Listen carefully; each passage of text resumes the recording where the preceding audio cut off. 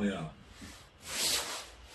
！Hello， 大家下午好，又係我哋講飲講食講生活嘅節目時間啦。咁啊，今日都係正常開播啦。咁啊喺度恭祝各位馬年一馬當先啊！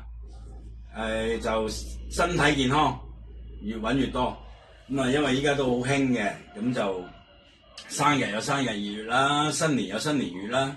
咁就成年咧，頭一個月咧，特別頭一個月呢個時間咧，就講多啲祝福語，咁啊對大家咧都係有一個即係有一個好嘅一個兆頭嘅。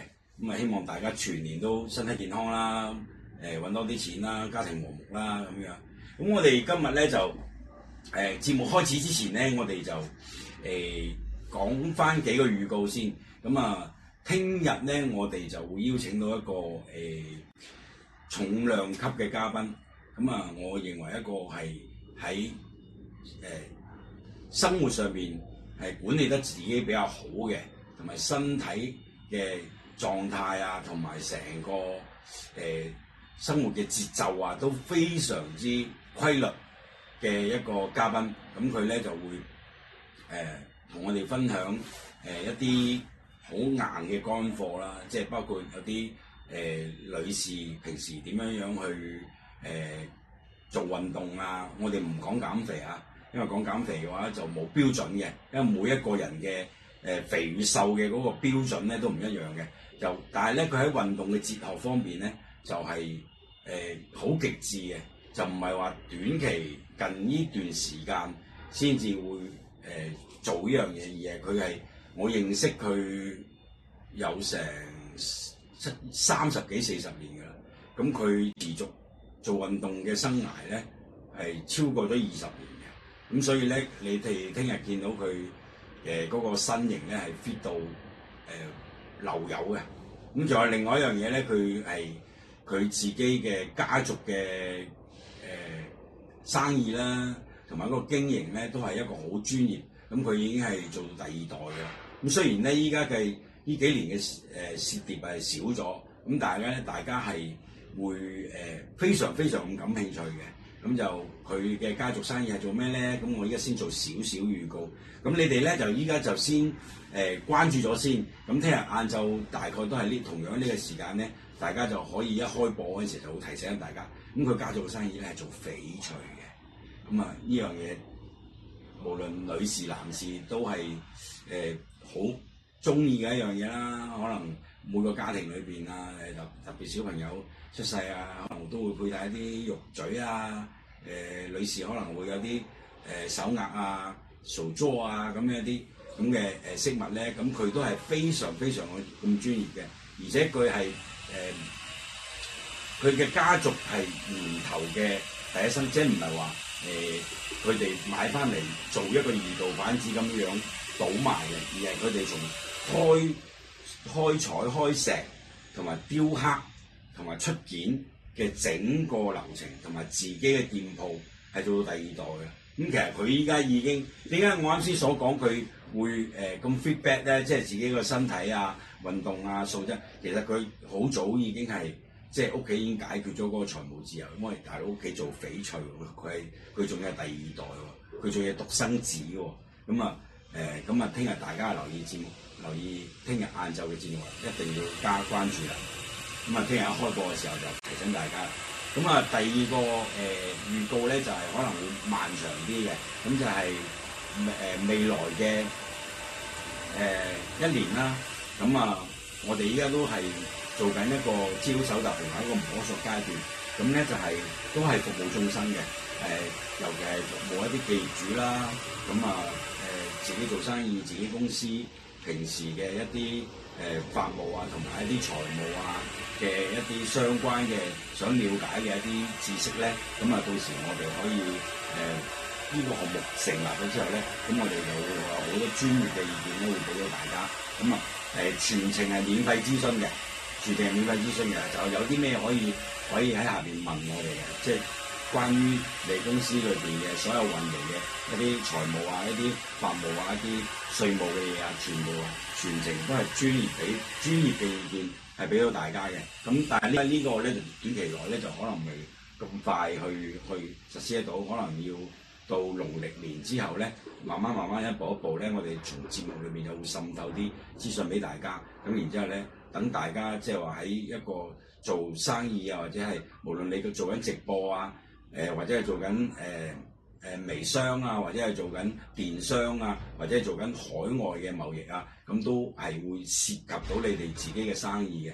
咁呢樣嘢咧就希望可以俾大家帶嚟一啲福音啦、福祉啦，就可以俾到一個正確嘅一個管理方向俾到大家。咁好啦，咁啊今日我哋嘅預告就已經做完啦，咁就講翻我哋今日嘅主題啦。因為我哋都比較趕時間，就一陣間可能仲要發啲貨。咁啊，我哋今日涉及到一個話題咧，就會好遙遠又得，或者係好近又得。咁我哋今日嘅主題咧就係講緊制度與制服。咁啊，點解會有呢個話題咧？咁啊，因為其實都同大家依家好多新嘅創業者啦，同埋一個新興嘅話題，新興嘅一個術語就係叫做自由職業者啦。咁其實點解會過去嘅呢5年10年咧，會越來越多呢一種形式咧，或者自己喺屋企做一啲電腦上面可以操作到嘅嘢啊，在家辦公啊嘅，其實就係唔希望俾到嗰個制度去管理自己嘅人，係因為人係最怕管嘅。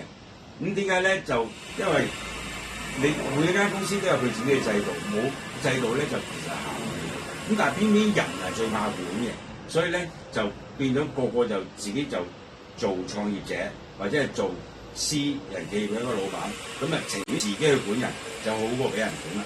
即係好多人依家嘅心態都一樣，包括點解鐵人三項，點解會咁多人每年都咁多人去加入咧？就係因為其實就唔想俾人管。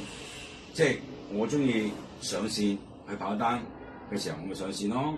我今日心情唔好，或者係好攰唔舒服，咁咪唔上線，咁咪可以唔工作咯。中意幾時休幾時休，咁反正你一個月啊，你能夠自己維係到自己嘅生計，咁就 OK 啦。咁所以咧就變咗會有呢個制度嘅嘢咧，係對於人嘅嗰個要求越來越高嘅話咧，其實係越抗拒嘅。所以咧就未來嘅方向咧，都係可能會自由職業者會慢慢越來越多噶啦。咁點解我咁其實制服咧，其實都係制度嘅其中一種嚟嘅，即係話你上班一定要着。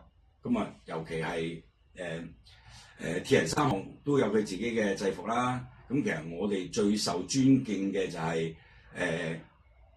我哋嘅事業單位啊，我哋嘅公務員啊，紀律部隊啦。咁啊，好令人敬仰啊！尤其喺我哋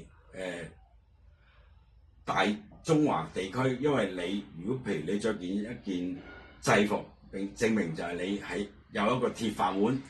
咁啊，但係喺外國咧，同我哋國內咧，啱啱就相反嘅喎。咁啊，即係你着制服嘅人，其實就係話你係紀律部隊又好，你公職人員都好，其實就係納稅人俾錢養嘅。所以喺國內嘅國外嘅境況同國內嘅境況係完全一樣嘅。咁其實咧就制服咧，其實嚴格嚟講咧，校服咧都係制服嘅一種喎，因為咧佢都係學校嘅制度裏邊要求你去穿着㗎啦。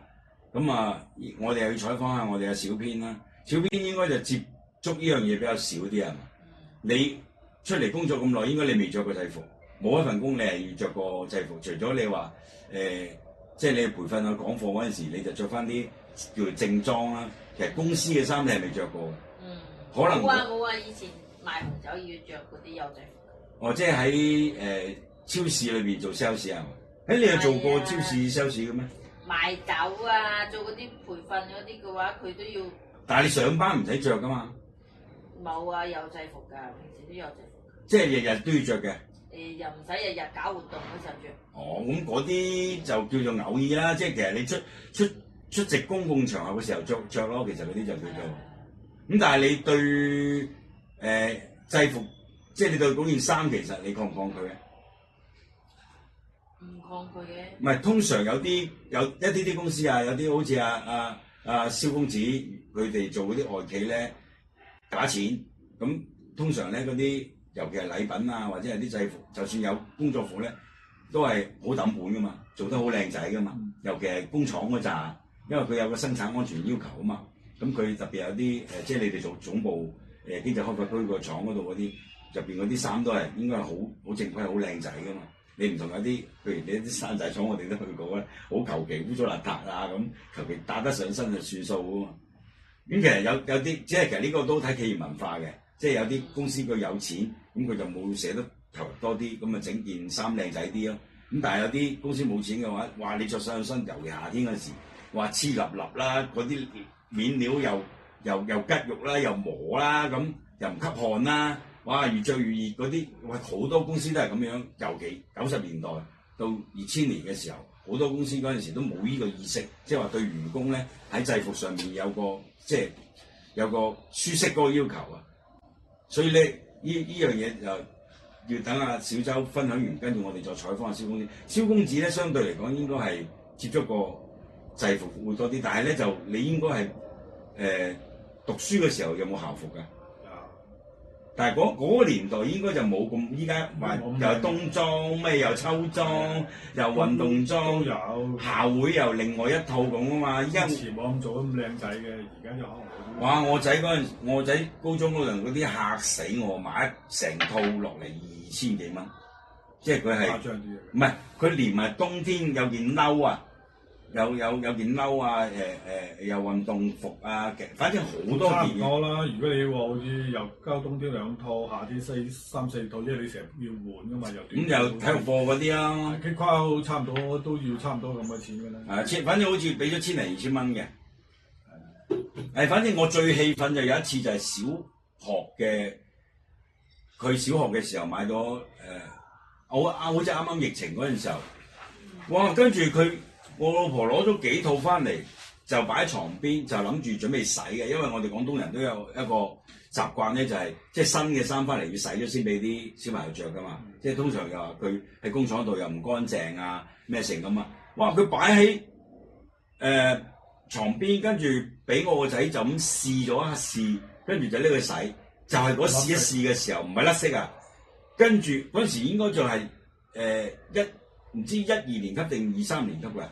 咁就咁試一試就拎咗去洗，跟住當晚就成身就出晒嗰啲一嚿嚿嗰啲爛啊，就係過敏嗰啲，即係好似你過敏咯。係嗰啲好似人哋嗰啲又唔係痛風啊嗰啲叫做咩啊？即係食海鮮嗰啲啊。過敏咯。係生到一嚿嚿，哇！跟住連夜即刻就去睇醫生，跟住打針，但係佢冇散得咁快㗎嘛。就算你醫生俾藥嘅程度都冇散，但係佢痕到咩咁？但係好在咧嗰陣時，我仔就聽我，即係我老婆就覺得聽佢嘅，就話嗱你千祈唔好拗，醫生話都唔俾拗㗎啦，拗親咧你到時就唔好㗎啦，即係會一路流水啊、流膿啊咁樣。咁所以咧我仔又好乖又好聽話，即係痕到佢喺度喊，痕到佢喊，但係佢都冇拗，跟住後尾喊下咁就瞓咗。咁好在第二日瞓醒咧就去咗大半啦已經，就係因為。佢後尾就問翻啲同學仔咧，其實佢有其中有一兩，就唔係全部都係咁，就係有一兩個都係咁樣，就係因為佢話嗰啲染料啊，即係嗰個衫嘅嗰個染料啊，就可能就會敏感啊，啲小朋友啲皮膚又佢可能又未發育成比較亂啊，所以咧一接觸到咧，跟住就即刻就過敏，哇！嗰次真係嚇死我咁樣，即刻就滴咗去醫院打針，跟住搶救，跟住俾醫生睇，哇！跟住喺度喊。嗰陣時佢仲好細個，咁自此之後咧，我就同我太太講話，所有新嘅衫翻嚟唔好話俾佢試咗先至呢個洗，你就算你試唔試，你就咁或者你唔好着上身，即係就咁度咁樣咯，咁你就即係要洗咗之後先至好俾啲小朋友着，尤其係啲好太細個嗰啲，你又可能初中或者高中嗰啲就相對好啲，因為佢嗰陣時有個免疫力啊，已經係生長咗起身啊嘛。咁就相對會好啲。咁阿蕭總應該你工作嘅過程中應該都冇點着過工作服啊，制服冇着過。都有，當時咁車間。sales 唔使着㗎，我車間有嘅。因為我住喺工廠做啊，肯定有啲所謂嘅。嗰啲係工程服還是工作服？即係你即係幾廿個袋嗰啲，又插螺絲批，又插咩定嗰啲又。你肯定要做嘅，因為有時啲油啊之類嘅嘢噶嘛。即係你唔着嗰啲咪你搞污糟邋遢嚟嘅件衫。唔係嗰個係上班係規定一定要着嘅。可以咁理解咯。佢因為有啲尤其有啲工廠佢即係有啲管理得好嚴格噶嘛。即係你其實你即係你反正你一個門衞或者你上崗嘅時候，你係一定要着噶嘛。同埋有啲工廠或者有啲公司佢會對呢樣嘢會執得比較嚴格㗎，佢有啲就會咩扣分啊、扣錢啊諸如此類嗰啲乜嘢㗎嘛。咁樣就除咗喺工廠嗰陣時候啫，基本上你到 sales 嗰陣時候，有時都佢唔係叫做工作服，佢都有嘅，即係類似叫人叫話制服，即係你可着可不着咁咯。即係等公司嘅形象服啦，應該咁講。係啊，不類似啦。但係你嗰間外資公司嗰啲出品就完全冇得彈啦，揾啲大公司嚟做咧。即係所以嗰人係會中意着，因為佢本身嘅無論衫亦都係揾啲大廠做嘅，一睇就知。啲客戶都好中意啦，當然即係嗰啲客戶都見到都想要咁嗰種。係，即係我哋都肯着，因為佢本身係嗰啲大廠品牌做出嚟。佢又唔會話吉肉啊、甩色啊之類嗰啲咁嘅嘢㗎嘛。即係嗰陣時係嗰啲唔知咩間廠唔記得啦，即係總之啲用料啊、手工嘅口係比即係一般嗰啲大牌子咧，應該可以講係。而且嗰啲應該個造價都唔會平啦，係咯。咁咪我哋叫做形象服啦，唔係講佢唔一定話要求你一定要着，即係話你當然咧就建議你喺度着咯，即係話咁一個形象出嚟。咁肯定係啦。又加上咧，佢真係做得好靚仔，咁我哋咪又願意着咯。佢哋話如果哎呀用料好差，又走線又甩色咁，你哋都唔想着啦，咁就咁類似。你送俾啲客，啲客投訴添喎，仲要。後來我哋着出嚟嗰時，好多啲客都問：你有咩？我哋想要呢啲喎，乜。後來開始時候，即係未作為禮品嘅。唔係作為禮品嘅，即係作為我哋 sales 嘅，即係話個形象。形象。後來佢哋都中意我哋，就後來作為禮品都會送俾佢哋。即係佢哋中意，當然佢哋因為有印係公司嘅 logo 嗰樣嘢，佢哋肯着咪最好得多個宣傳。係啊。即係因為有印住公司 logo 啊嗰樣嘢，咁所以你咪咩咁呢個咁嘅，就咁大致咁。周總，你嗰個你應該都除咗嗰次紅酒嘅所謂嘅制服之外，基本上其他工作都冇啦。我同你個工作期間都冇啦。共用嗰幾年，咁但係你讀大學嗰陣時有冇着校服嘅咧？有冇要求要着校服嘅咧？冇啊！大學係冇校服嘅咩？冇啊！又唔需要買，我諗慳翻唔少錢喎你。好多地方係咩？我哋嗰時已經有校服啦，唔係我哋嗰陣時應該係嗰啲叫做重點中學嗰度又有。哦。你啱所講嘅一般嘅唔係重點，我嗰年代咧嗰時咧。非重點中學你就冇呢樣。係啊，我就非重點咯，就我唔使噶嘛。我嗰時唔係就有就係得一件白襯衫，就話週一開校會嗰陣時着咯。其他時間就冇啦。我哋唔係嗰陣時，我哋叫重點中學，基本上都配齊嘅要着嘅。係啊，我就讀非重點啊嘛。因為嗰時我讀嗰間重點中學咧，就相當於一個叫做對外嘅，即係叫宣傳下交流。我哋嗰陣時都好多，即係有啲咩領導視察就唔係呢樣嘢，唔係呢樣嘢，係好多交流學校啊，外邊好似日本仔學校，即係叫交流學校，即係人哋過嚟參觀啊，即係叫有啲叫呢個名詞，唔知叫乜嘢叫做對外交流嘅學校，因為包括我哋嗰間，因為嗰陣時大家可能講都知，咁樣5大中學。廣州嘅基本上都有呢個任務，所以佢哋基本上都全部有校服嘅。即係當時嗰時，基本上都好多啲叫做兄弟姊妹學校有學校啊嗰啲嘢，我哋曾經嗰陣時都接待過一個日本個學校過嚟嘅，即係嚟到我哋學校交流，即係話大家叫聯歡啊之類嘅嘢咯。即係咁，所以人哋嘅校服仲靚仔過我哋啦。嗰時我哋啱啱開放嗰陣時。即係類似你唔能夠好似做啲咩咁，所以基本上嗰啲係唔能夠太形象太差。係，因為佢嗰啲係對得外交流咧，基本上都係嗰陣時咧係嗰啲重點中學嚟嘅，咁所以我哋都接待過好似我記憶中啊，我就係一間嗰啲日本嘅學校咁同我有好多同學咁佢哋即係嗰唔知邊班嘅交流咁送啲禮品，但係仲要係互相準備禮品，互相即係會交換儀式咁啊，交換咁，即係咁樣係啊。人哋仲要人哋做啲禮品，做啲禮品啊，好鬼精緻啊！咁人喺學校裏，我啲同學佢俾我睇嗰個牌爺嘅公仔啊咁嘅，即係當時你啱開嗰陣時，我哋仲未興咁，人哋仲真係好精美啊！即係係衰咁。我知你講緊嗰個咩年代啦，佢有一段時間係同日本係交流得比較密切嘅。嗰陣時比較大家仲要比較友好啲。係仲要專門出咗套郵票啊，叫做中日友好啊。即係兩張嘅，兩張為一套嘅，佢一張咧就係日本嘅櫻花嚟嘅，另外呢邊咧就係中國嘅唔知咩花茶花定唔知咩花，反正代表中國嘅，咁就大家可以喺網上如果有集過郵嘅，應該都知道嘅，可以依家喺淘寶仲有得賣嘅，反正嗰個郵票嘅名稱就叫做中日友好，咁啊兩張嘅，咁嗰陣時我都有嘅，不過依家可能屋企即係我哥嗰邊嘅集郵咁簿都仲有嘅，咁嗰段時間係交流得比較密切嘅，係啊，即係尤其係好似80年代。我哋嗰時叫對外窗下學校嘛，即係實在嗰幾間講咗幾五大啦，我哋嗰啲重點中學都咩㗎啦，都有呢個任務啊！你可以講唔任務考，即係叫做對外窗下，即係有啲話建立某啲學校咧。嗰時好興咁，即係咩有好城市啊之類嘅呢樣嘢，咩廣州同福岡啊乜嘢啊，有好城市佢就叫友好學校。仲要當時我哋有一個叫做交換生過去嗰邊嘅，即係我哋學校有一個呢個選咗個女仔嘅，佢日本大家對方交流學校嗰邊去學習嘅，即係作為嗰個交換。咁早嘅時候已經有有呢樣嘢㗎啦，即係話當然咁肯定要選佢咁叻。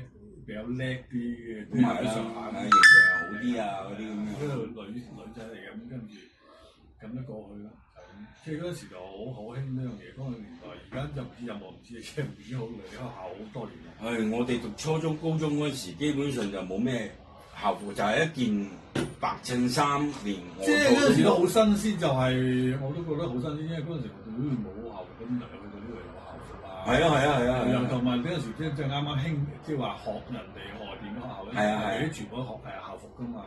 因為嗰陣時仲要係未有所謂嘅。嗰陣時係未普及嘅，嗰陣時就係某啲重點中學有，而家基本上全部普及晒㗎，即係啲。依家4季添咧。4季啊咩樣？仲要嗰陣時所有校服好多就運動服嘅，佢哋嗰陣時唔係運動服嚟嘅，真係成套。